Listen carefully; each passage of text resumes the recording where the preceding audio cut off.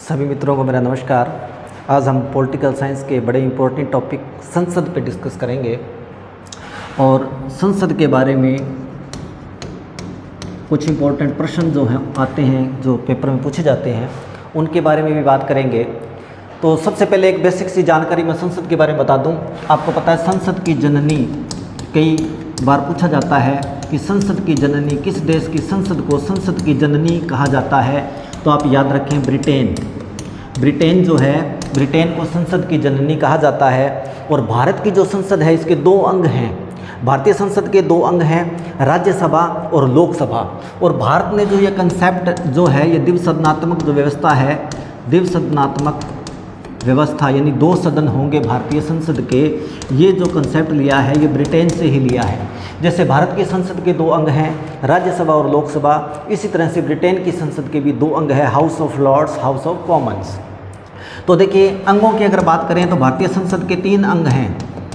तीन अंग देखिए कौन कौन से हैं। एक तो भारतीय संसद का अंग है राज्यसभा, एक है लोकसभा, और इसके अलावा तीसरा जो अंग है वो है राष्ट्रपति। आपकी जानकारी के लिए बता दूं कि शुरू में राष्ट्रपति भारतीय संसद का अंग नहीं था। एन गोपालास्वामी एक समिति बनाई गई थी। एन गोपालास्वामी समिति की सिफारिश पर पहली बार ये सिफारिश की गई कि राष्ट्रपति को भी संसद का अभिन्न अंग होना चाहिए, तो राष्ट्रपति को संसद का अभिन्न अंग बनाया गया। अब देखिए बात करते हैं संसद के जो अधिवेशन होते हैं। एक वित्तीय वर्ष की बात करें, 1 अप्रैल से जो वित्तीय वर्ष स्टार्ट होता है, एक वित्तीय वर्ष के अंदर संसद के जो अधिवेशन होते हैं वो होते हैं 3। आपको पता है बजट सेशन जो होता है, बजट सत्र या बजट अधिवेशन आप इसको कहें, बजट अधिवेशन ये होता है फरवरी मार्च के अंदर। इसके बाद फिर मानसून अधिवेशन होता है। मानसून अधिवेशन जो होता है, ये जो मानसून देश में प्रवेश करता है, यानी जुलाई से लेकर के सितंबर के बीच मानसून अधिवेशन करवाया जा सकता है। इसके बाद शीतकालीन अधिवेशन, नवंबर दिसंबर के अंदर शीतकालीन अधिवेशन होता है। तो आप याद रखें कि भारतीय जो संसद है इसके एक वर्ष में 3 अधिवेशन होते हैं। एक वर्ष में 3 अधिवेशन होते हैं, यानी किसी एग्जाम में पूछ लिया जाए कि भारतीय संसद के एक वर्ष में कितने अधिवेशन करवाए जा सकते हैं, तो आप याद रखें 3 अधिवेशन होते हैं। और प्रश्न अगर ऐसे आ जाए कि एक वर्ष में संसद के कितने अधिवेशन करवाने अनिवार्य हैं, तो ये बात ध्यान रखें कि 2 अधिवेशन, इनमें से 2 अधिवेशन जो हैं वो करवाने अनिवार्य हैं। अब बात करते हैं भी संसद के जो सत्र होते हैं, अधिवेशन जो होते हैं, संसद के सत्र आहूत करने की शक्ति किसे प्राप्त है?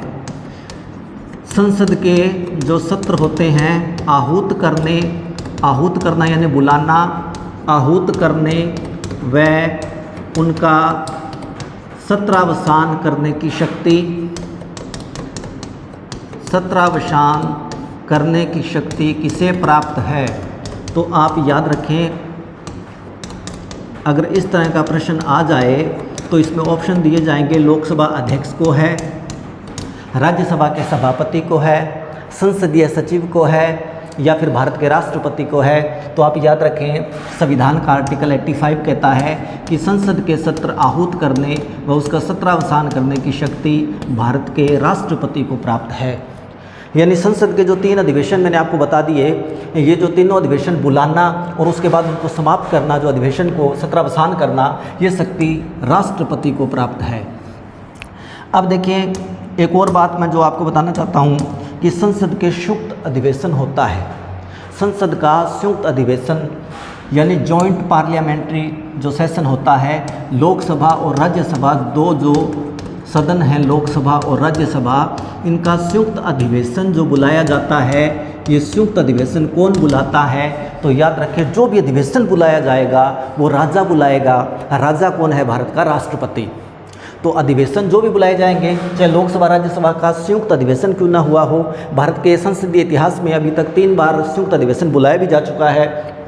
तो देखिए संसद का जो संयुक्त अधिवेशन होता है ये कौन बुलाता है, कौन आहूत करता है संयुक्त अधिवेशन? इस तरह का अगर प्रश्न बने तो आप उत्तर देना कि भारत का राष्ट्रपति जो है संसद का संयुक्त अधिवेशन बुला सकता है, क्योंकि संविधान का अनुच्छेद 108 राष्ट्रपति को ये पावर देता है कि वो संसद का संयुक्त अधिवेशन आहूत कर सकता है। अब देखिए प्रश्न ऐसे आ जाए कि संसद का जो संयुक्त अधिवेशन होता है उसकी अध्यक्षता कौन करता है? तो संसद के संयुक्त अधिवेशन की अध्यक्षता कौन करता है? इस तरह का अगर प्रश्न पूछ लिया जाए, संसद के संयुक्त अधिवेशन की अध्यक्षता कौन करता है, तो आप याद रखें संसद के संयुक्त अधिवेशन की अध्यक्षता करेगा लोकसभा का स्पीकर, यानी लोकसभा अध्यक्ष जो है वो संसद के संयुक्त अधिवेशन की अध्यक्षता करता है, जबकि बुलाता कौन है? भारत का राष्ट्रपति। इस बात को आप ध्यान में रखें। राष्ट्रपति कभी भी अधिवेशन की अध्यक्षता नहीं करेगा। राष्ट्रपति के द्वारा अधिवेशन आहूत किए जाते हैं, बुलाए जाते हैं, लेकिन संसद का जो संयुक्त अधिवेशन होगा उसकी अध्यक्षता करेगा लोकसभा का अध्यक्ष। अब देखिए बड़ा इंपॉर्टेंट प्रश्न आपको बताता हूँ। मान लीजिए प्रश्न ऐसे आ जाए कि संसद का संयुक्त अधिवेशन कब आहूत किया जाता है? संसद का संयुक्त अधिवेशन कब आहूत किया जाता है? ये बड़े इंपॉर्टेंट प्रश्न मैं आपसे डिस्कस करने जा रहा हूँ। अधिवेशन कब आहूत किया जाता है? और जानकारी के अभाव में ऐसे प्रश्न गलत हो जाते हैं। तो आप देखिए संसद का संयुक्त अधिवेशन कब आहूत किया जाता है। अब इस तरह का अगर प्रश्न दिया जाए तो देखिए क्या उत्तर क्या दिया जाएगा कि दोनों सदनों में किसी संविधान संशोधन विधेयक को लेकर मतभेद उत्पन्न हो जाने पर, दोनों सदनों में किसी धन विधेयक को लेकर मतभेद उत्पन्न हो जाने पर, दोनों सदनों में किसी वित्त विधेयक को लेकर मतभेद उत्पन्न हो जाने पर, दोनों सदनों में किसी साधारण विधेयक को लेकर मतभेद उत्पन्न हो जाने पर। तो देखिए इस तरह के प्रश्न जो दिए जाते हैं उनके ऑप्शन इस तरह से दिए जाएंगे। तो मान लीजिए इसमें एक ऑप्शन दिया जाए कि दोनों सदनों में, दोनों जो सदन है यानी लोकसभा और राज्यसभा, दोनों सदनों में किसी साधारण विधेयक को लेकर मतभेद उत्पन्न हो जाने पर, दोनों सदनों में किसी साधारण विधेयक को लेकर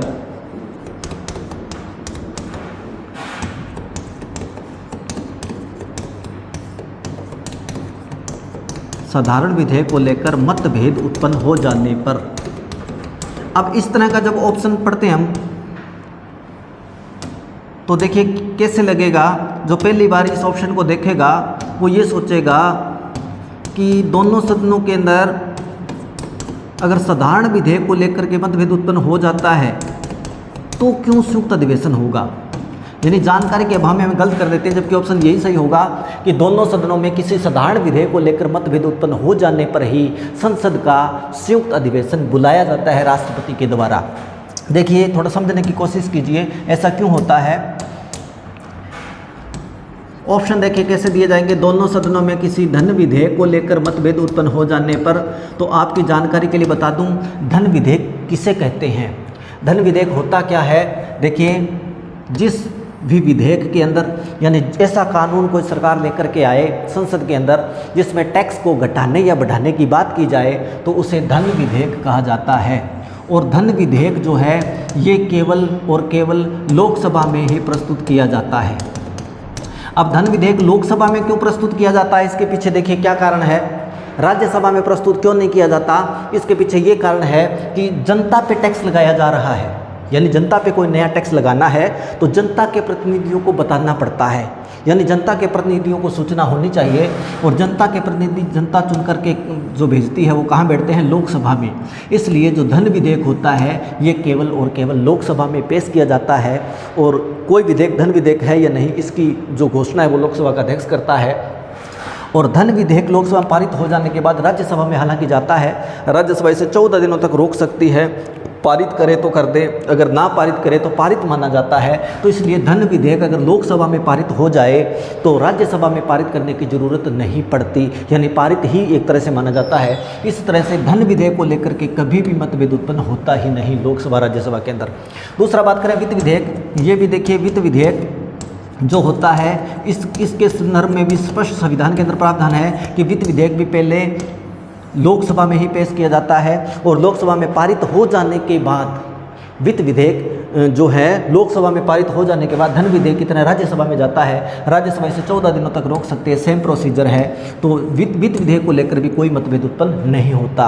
और कोई भी संविधान संशोधन विधेयक है उसके संदर्भ में भी स्पष्ट प्रावधान संविधान के अंदर दिए गए हैं कि कौन कौन से संशोधन किस प्रकार से होंगे, इसको लेकर भी कोई मतभेद उत्पन्न नहीं हो सकता। और बात करते हैं साधारण विधेयक की, तो साधारण विधेयक को लेकर के मतभेद उत्पन्न हो जाता है। साधारण विधेयक को लेकर के कोई भी, देखिए, धन विधेयक, वित्त विधेयक या संविधान संशोधन विधेयक से बाहर कोई भी अन्य विधेयक, नया कानून सरकार लेकर के आए और जो एक सदन में पारित हो रहा है दूसरे सदन में नहीं हो रहा, मान लीजिए राज्यसभा के अंदर लेके आए, राज्यसभा में पारित हो गया, लोकसभा में नहीं हो रहा, और लोकसभा में लेकर आए, लोकसभा में पारित हो गया तो राज्यसभा में नहीं हो रहा, ऐसी सिचुएशन के अंदर राष्ट्रपति क्या करता है, उस गतिरोध को दूर करने के लिए एक संयुक्त अधिवेशन बुलाता है, यानी लोकसभा राज्यसभा की इकट्ठी मीटिंग बुलाता है, संयुक्त अधिवेशन आहूत किया जाता है, जिसकी अध्यक्षता जो है वो राष्ट्रपति बुलाता है। अध्यक्षता याद रखें लोकसभा के अध्यक्ष के द्वारा की जाती है। तो देखिए बड़े इंपॉर्टेंट बातें हैं, ये एग्ज़ाम के अंदर पूछे जाते हैं। तो भारत की जो संसद है उसका जो भारत की संसद की अगर अपने बात करें तो उसकी कार्यवाही प्रातः 11 बजे स्टार्ट होती है, प्रातः 11 बजे स्टार्ट होती है। 11 से 12 जो पहला घंटा होता है इसको क्वेश्चन आवर बोलते हैं, यानी प्रश्नकाल। 11 से 12 का पहला घंटा प्रश्नकाल होता है। इसमें 3 प्रकार के प्रश्न पूछे जाते हैं, कभी डिटेल से चर्चा करूंगा कौन कौन से प्रश्न होते हैं, तारांकित प्रश्न, अतारांकित प्रश्न और अल्प सूचना के जो प्रश्न होते हैं, और उसमें कितने पूरक प्रश्न पूछे जा सकते हैं, ये एक डिटेल से वीडियो कभी बनाएंगे। तो देखिए 11 बजे जो क्वेश्चन आवर होता है, इसमें प्रश्नकाल के अंदर जो विपक्षी दल वाले होते हैं वो सरकार के मंत्री वगैरह से किसी मुद्दे को लेकर के, जैसे कोई विधेयक वगैरह रखा गया है तो उसको लेकर के सवाल जवाब किए जा सकते हैं, जिसको प्रश्नकाल कहा जाता है। और उसके बाद में देखिए 12 बजे जो होता है इसको बोलते हैं जीरो आवर, शून्यकाल। इसके अंदर देखिए क्या होता है, इसमें राष्ट्रहित से जुड़ा हुआ कोई भी मुद्दा, राष्ट्रहित से जुड़ा हुआ कोई भी मुद्दा उठाया जा सकता है जीरो आवर के अंदर। भारत के किसी भी कोने में अगर कोई अत्याचार हो रहा है, कोई दमन हो रहा है और कोई बड़ी त्रासदी हुई है, जनहित का कोई भी मुद्दा है जिसको लेकर के लगे कि संसद के अंदर इसकी आवाज़ उठानी चाहिए, तो ऐसे मुद्दे उठाए जा सकते हैं, जीरो आवर के अंदर उठाए जाते हैं। तो देखिए भी भारतीय संसद के मैंने आपको 3 अंग बताए, राष्ट्रपति, राज्यसभा, लोकसभा, भारतीय संसद के 3 अंग होते हैं। और अभी आपको पता है भारत की नई संसद भी बनकर के तैयार हुई है।